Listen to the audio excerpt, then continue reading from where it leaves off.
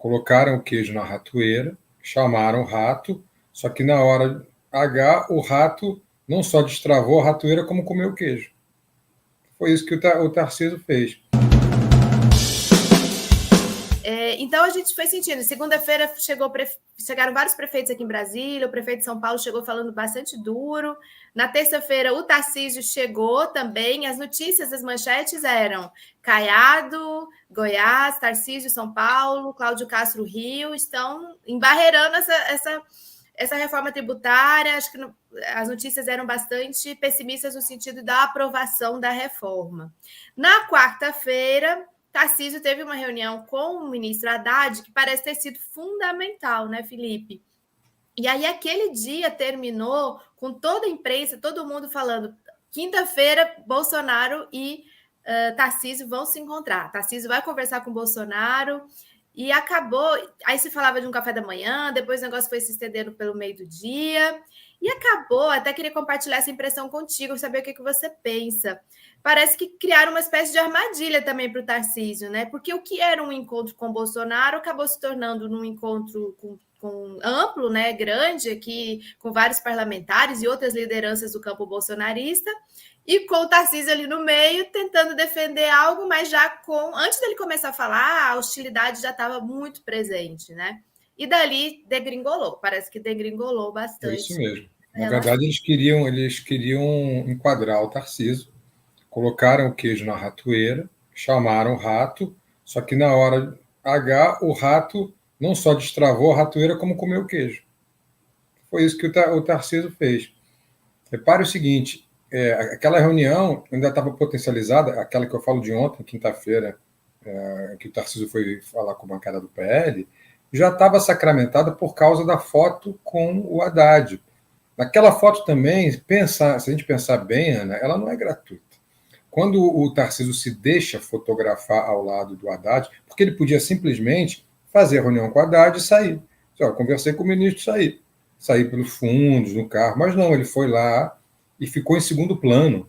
Enquanto o ministro conversava com a imprensa, ele estava ali em segundo plano. Então, de certa forma, o Tarcísio também foi para essa ratoeira já sabendo como comer o queijo, como destravar a ratoeira e pegar o queijo.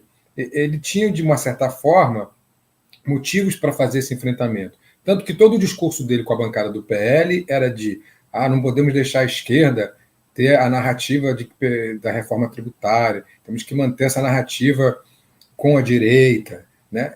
Esse foi o discurso dele, ou seja, ele estava exatamente plantando o que a gente vai falar hoje, que é tomar a liderança dessa direita através desse rompimento por um motivo de Estado. Aí ele tem um motivo de Estado, que é a reforma tributária, com o Bolsonaro, que é aquele infantil de sempre, né, aquela tosquice de sempre, que não tem nenhum argumento, não sabe nem o que foi votado, não tem a menor ideia, só queria marcar uma posição contra aquilo que ele considera uma reforma do PT, uma reforma do Lula. Se a gente pensar bem, não é uma reforma do Lula, mas é uma reforma do Lula. Por isso a gente chamou ontem até de reforma do Lula. E por que eu digo isso? Porque, Ana, nos livros de história, daqui a 10, 15 anos, quando se falar da reforma tributária, ninguém vai lembrar do Lira, ninguém vai lembrar do relator, que eu já até esqueci o nome, ninguém vai lembrar do Baleia Rossi. Vão lembrar que a reforma foi feita no governo de quem? No governo Lula. Em 2023, no primeiro ano do governo Lula. É isso que vão lembrar quando falarem da reforma tributária. Então, o fato é que o governo capitaliza isso e ainda consegue colocar dentro da reforma alguns itens que não são só consumo. A gente vai falar sobre isso daqui a pouco, mas no texto está lá, por exemplo, o IPVA para jatinhos e para iates. Uma das maiores injustiças desse país. Quer dizer, o cara de classe média baixa que paga IPVA todo ano pelo seu carrinho popular, enquanto o milionário que tem jatinho e lancha não paga IPVA nenhum. Um absurdo que foi corrigido por essa reforma, só para dar um exemplo. A desoneração total da cesta básica, 0 tributos. Isso só para dar a capacidade dos municípios de aumentar o IPTU para imóveis mais caros. Então, só esses 3 motivos já são impostos que justificam a reforma tributária. Medidas que ajudam os mais pobres. A gente vai falar sobre elas daqui a pouco, porque a gente botou aí na chamada, vocês viram, o novo Dória, Mas não foi a gente que inventou esse apelido para o Tarcísio de Freitas, governador de São Paulo, de Novo Dória, não, né, Ana? Foi a própria bancada do PL que deu esse nome. Foram os deputados. Quem foi? Você sabe quem foi o bolsonarista que deu esse nome? Não, só sei que foi ali entre eles. Como eu acompanhei pela imprensa também, não sei exatamente quem foi, mas surgiu ali entre eles. Vamos mostrar, então, a matéria que o Lauro Jardim no Globo, já de manhã cedo, já falava sobre isso. Olha, diz aí. Clima de guerra. Para o entorno de Bolsonaro, Tarcísio é o novo Dória. Só para provar para vocês que a gente não colocou esse título e essa montagem muito bem feita pelo Gui, pela Tati, pela equipe de arte, ficou excelente. Vocês viram, né, a cabecinha do Tarcísio no corpinho do Dória, com aquela calça apertada, aquela dancinha que ele adorava fazer, né? Meio, sei lá o que é aquele estilo dele. Não sou um expert em danças exóticas, né, Ana? Talvez a gente possa chamar um expert para comentar as danças do João Dória, mas foi a própria direita, os próprios deputados que, naquele clima de guerra da reunião, deram esse apelido ao Dória. O que significa isso? Traidor. A palavra é essa, traição, porque eles consideravam Dória como um traidor do Bolsonaro, já que foi eleito com a pauta bolsonarista, foi eleito apoiando o Bolsonaro e apoiado por Bolsonaro, e Tarcísio é muito mais do que isso. Tarcísio foi ministro de Bolsonaro e só saiu candidato por imposição do Bolsonaro. Foi o Bolsonaro que o lançou, e agora ele começa o rompimento. Daí a pecha de traidor dentro da bancada. É isso, Ana? Pode já tirar, Gui, por favor. É exatamente. E olha que interessante, quando o Dória traiu, digamos assim, o campo bolsonarista, né, o clã bolsonarista principalmente, também foi principalmente um tema de grande interesse geral da nação, que era a questão da pandemia do novo coronavírus, a preservação da vida ali, é uma coisa premente que estava na mão de todos que estavam governando, seja no município, nos estados, no governo federal. E, mais uma vez, essa traição vem de um debate em torno de algo também caro para todo o país, toda a nação, que é a questão da reforma tributária, fazendo todas as ressalvas, que inclusive o pessoal aqui no chat está nos trazendo, de que renda e patrimônio ainda não foram atingidos, como também o professor Paulo Nogueira colocou aqui ontem, mas que a ideia, pelo que eu tenho acompanhado, é de que vai vir de que isso é só o início de uma reforma tributária, foi só abrir a porteira, digamos assim, simplificar, unificar e começar a tratar os temas. Há uma promessa, inclusive, do presidente Lula de tratar essa questão da renda, do patrimônio e tudo mais. Daqui a pouco a gente pode até detalhar isso. Então, eu estou querendo dizer exatamente isso. Mais uma vez, essa traição ela vem de fonte de debate sobre questões de interesse público de Estado e de nação.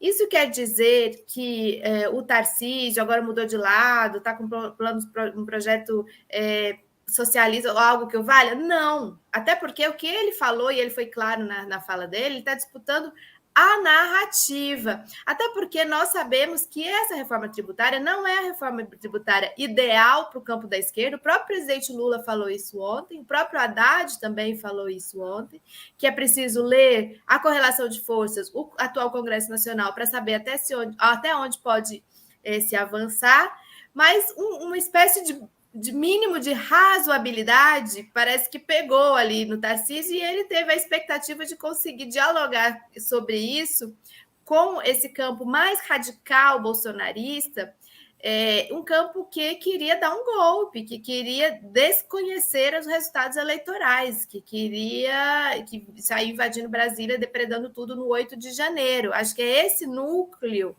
mais radicalizado que vai...